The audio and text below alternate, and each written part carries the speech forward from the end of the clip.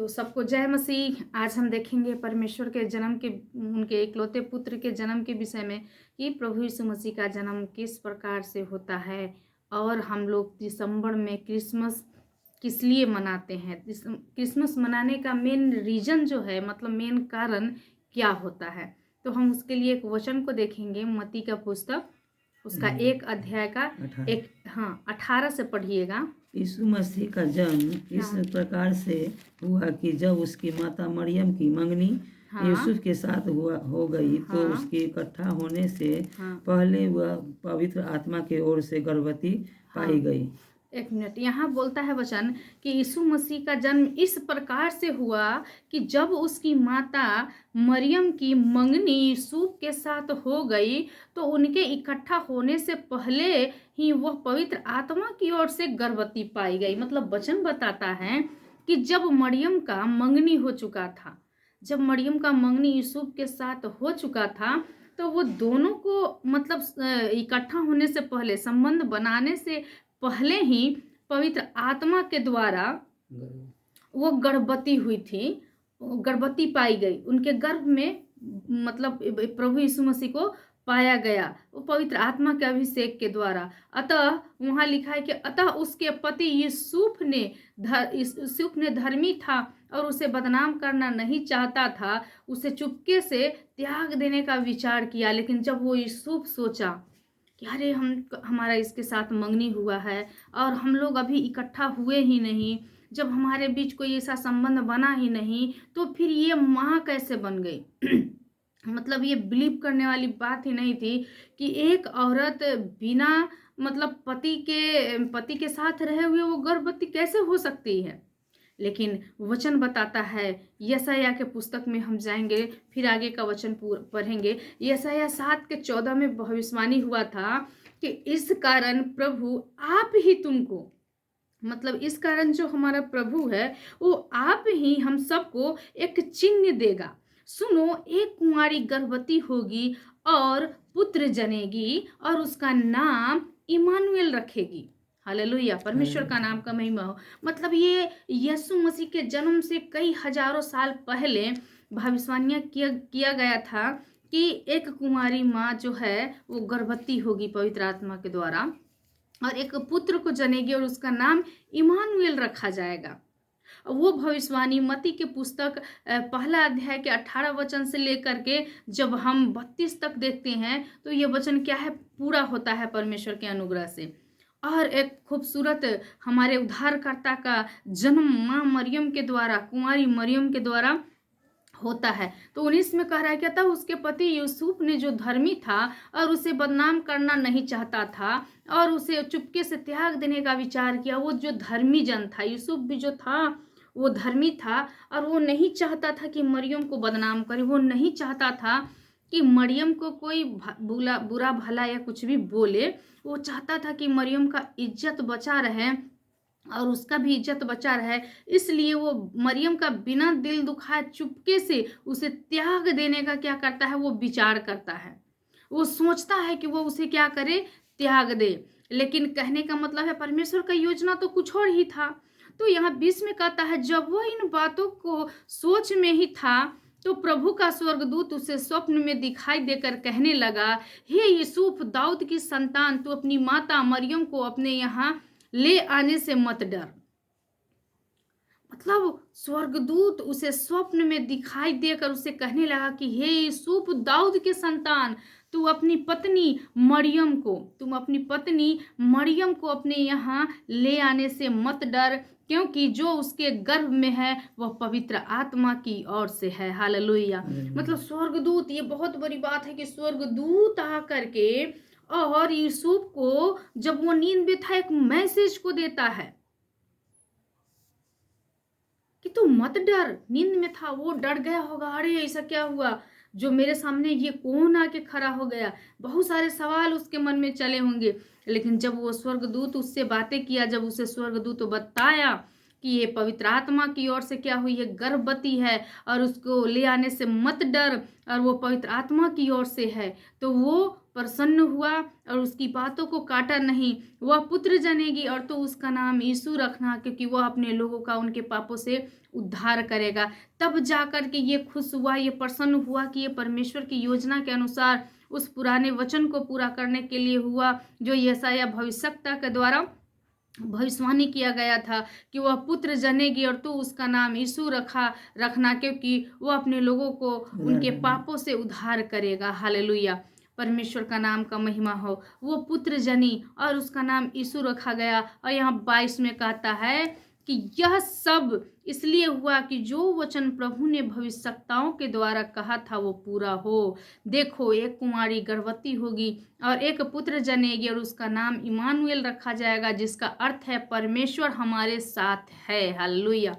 Emmanuel का मतलब है कि परमेश्वर हमारे साथ है। तो यीशु मसीह के जन्म का यहाँ दो मतलब बनता है। एक तो प्रभु यीशु मसीह हमारा उद्धारकर्ता तो है ही, और दूसरा है कि यीशु मसीह के जन्म के साथ ही परमेश्वर के राज का नया तरीका से उनका सुसमाचार को फैलाना, उनके सुसमाचार को पहुंचाना, उनका संदेश, उनका शुभ संदेश जो है वो प्रचार करना उसी समय से चालू हो गया। उसी समय से उनका समाचार जो है चालू हो गया, लोगों को सुनाना, लोगों को देना। तो खुद यीशु मसीह ही एक सुसमाचार है। यीशु मसीह ही खुद एक संदेश है हमारे लिए, हमारे सारे पृथ्वीवासी के लिए एक शुभ संदेश, एक खूबसूरत सा संदेश है कि वो इमानुएल आया और हमारे उद्धार करता और हमारे पापों को उठाने के लिए वो क्या हुआ, पैदा हुआ। यहाँ पे 24 में कहता है, तब यीशु नींद से जागकर प्रभु के दूत की आज्ञा के अनुसार अपनी पत्नी को अपने यहाँ ले आया,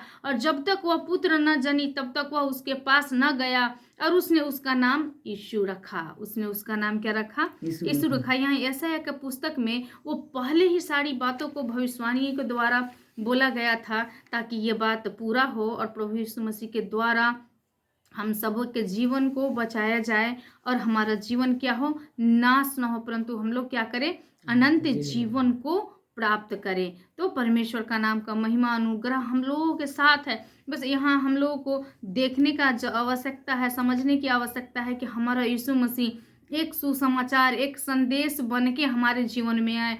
और वचन यूहन्ना के पुस्तक में भी परमेश्वर का वचन कहता है, पहला अध्याय में, कि आदि में परमेश्वर था और परमेश्वर वचन के साथ था। तो हमारे साथ परमेश्वर हमेशा है, और वचन ही क्या हुआ है, देहधारी हुआ है। तो वचन हमेशा हमारे साथ साथ रहा है, हमेशा हमारा परमेश्वर हमारे साथ साथ रहे हैं, और वचन ही देहधारी हुआ है, मतलब वचन ही यीशु मसीह है। परमेश्वर का नाम का महिमा हो। तो यहाँ तो इसलिए हम लोग क्रिसमस दिसंबर में मनाते हैं, क्योंकि इसका कोई जो सीमा जो है वो तय नहीं है कि मतलब दिसंबर में कब प्रभु का जन्म हुआ, किस प्रकार हुआ, ये सब कोई जानता है, हम लोग जानते हैं, आप सभी जानते हैं। लेकिन वो कब हुआ था इसका नियुक्त समय नहीं है। हम लोग अनुमान लगा सकते हैं कि हाँ, मतलब इतने समय में ऐसा रहा होगा, ऐसा हुआ होगा, लेकिन इस तरह से पूरा क्लियर नहीं किया गया है। लेकिन वो ठंड का समय था और उस समय उनका जन्म हुआ।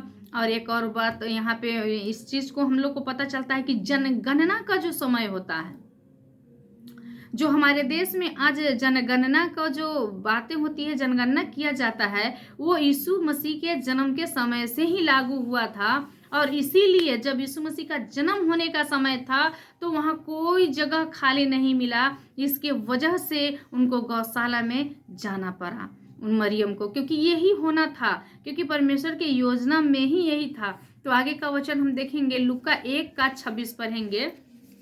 लूका 1:26 में परमेश्वर का क्या वचन कहता है, हम आगे देखते हैं। लूका 1:26।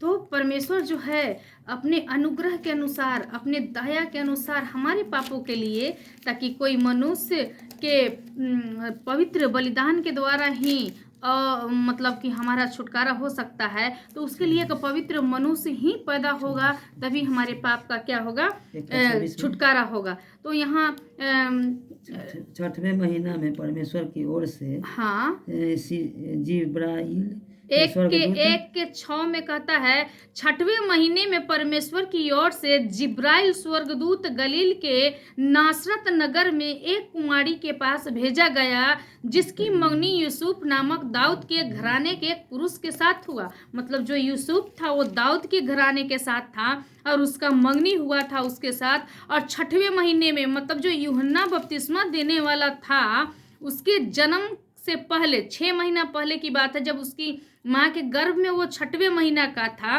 तब यीशु मसीह का जो स्वर्गदूत, यीशु मसीह का संदेश को लेकर जिब्राइल नाम जो स्वर्गदूत है वो गलील के नासरत नगर में आया था।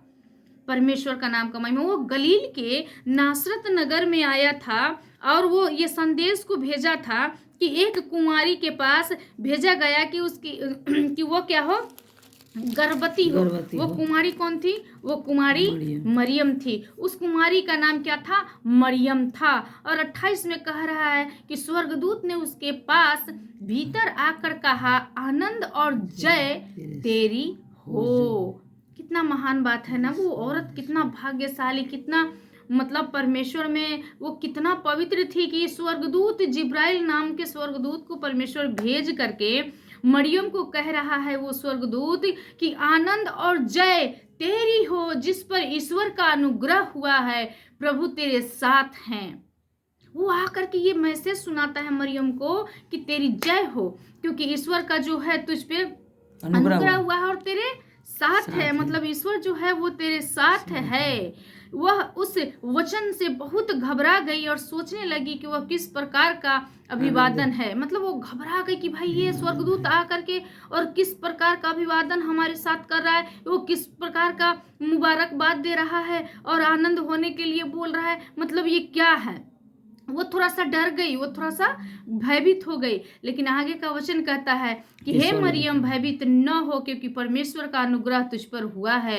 देख तू गर्भवती होगी और तेरे एक पुत्र उत्पन्न होगा और तू उसका नाम यीशु रखना। वह महान होगा और परम प्रधान का पुत्र कहलाएगा और प्रभु परमेश्वर उसके पिता दाऊद का सिंहासन उसको देगा। हालेलुया, परमेश्वर का नाम का महिमा हो। वो परम प्रधान होगा, वो परमेश्वर का पुत्र कहलाएगा, वो सारा सिंहासन के राज उसके पास होगा। ऐसा करके जिब्राइल क्या किया, मरियम को वहां पे शांत किया और मरियम को बोला भयभीत ना हो और उसे समझाया।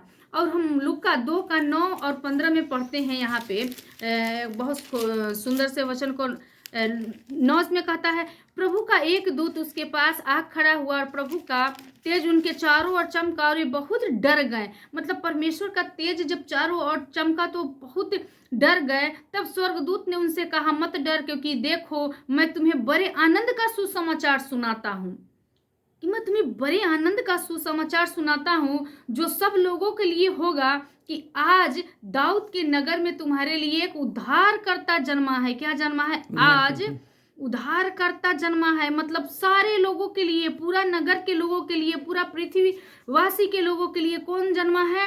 हमारा उद्धारकर्ता जन्मा है। और यही मसीह प्रभु है। और यही क्या है? मसीह प्रभु है। और इसका तुम्हारे लिए यह पता है कि तुम एक बालक को कपड़े में लिपटा हुआ और चटनी में पाओगे। तब एकाएक उस स्वर्गदूत के साथ स्वर्गदूतों का दल, मतलब उस स्वर्गदूत के साथ एक स्वर्गदूत का बहुत बड़ा दल था जो परमेश्वर की स्तुति करते हुए यह कहते दिखाई दिया, आकाश में परमेश्वर की महिमा हो और पृथ्वी पर उन मनुष्यों में जिनसे वह प्रसन्न है शांति हो। हालेलुया। और जब स्वर्गदूत उनके पास से स्वर्ग को चले गए तो गरेरिये ने आपस में कहा, आओ हम बैतलहम जाकर यह बात जो हुई है और जिसे उसे प्रभु को क्या करें, हम सबको मतलब बताए जो बातें हुई है।